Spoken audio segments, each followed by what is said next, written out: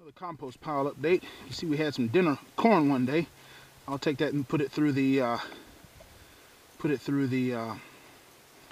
lawnmower here in a few minutes. But this is all the way up here, nearly full, and now it's shrunk down some. Just kind of want to put my thermometer in here and just check the temperature of it. Always good to have a nice soil thermometer.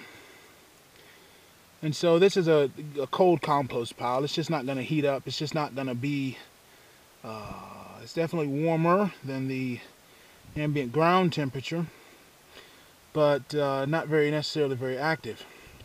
Now with compost like this, it can take a very long time to break down, and you're better off doing one of two things. You're better off either adding a whole bunch of worms to this thing and turning it into a kind of a worm bin where you'll just have tens of thousands of worms in this thing, or just bury it directly out into your garden and let the natural worms get it that way. Now that's generally the way I prefer to do this. I almost always have some sort of very small compost pile like this. It almost never moves very quickly. It almost never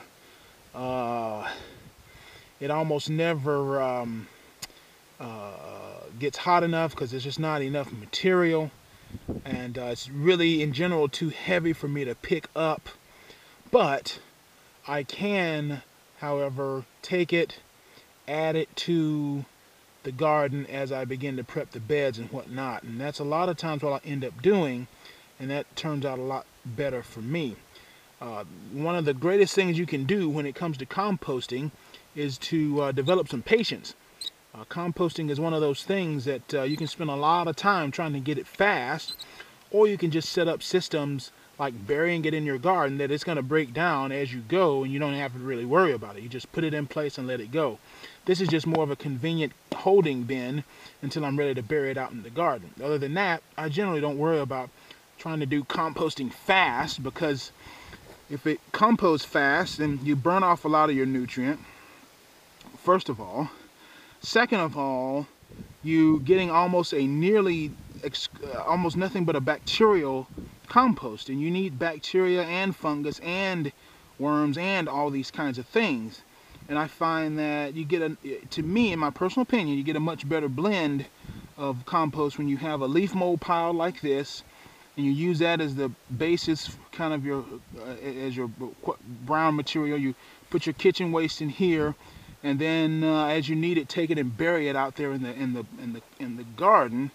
And then that breaks down, and it all breaks down at a more even rate. Combine that with your cover crops there, and you've just got a nice little system that works passively, you know, and you don't have to worry about, oh, I gotta do some kind of fast compost so I can have awesome compost in 2 weeks or something. Like I say, this thing's way too heavy for me to pick up anymore. I mean, you know, but I'll just take the fork here and just pull some out, put in the wheelbarrow, dump it over there.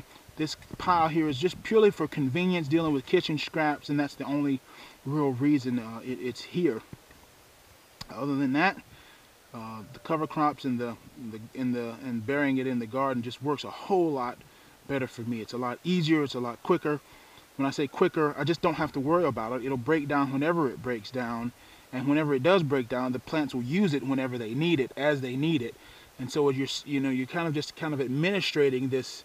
You know, I've always said, you know, gardening is like having a pet ecological system. You know, it's like the garden itself is a pet. It's a full-blown ecological system that you're just kind of managing and administrating, versus you just doing a whole lot of work.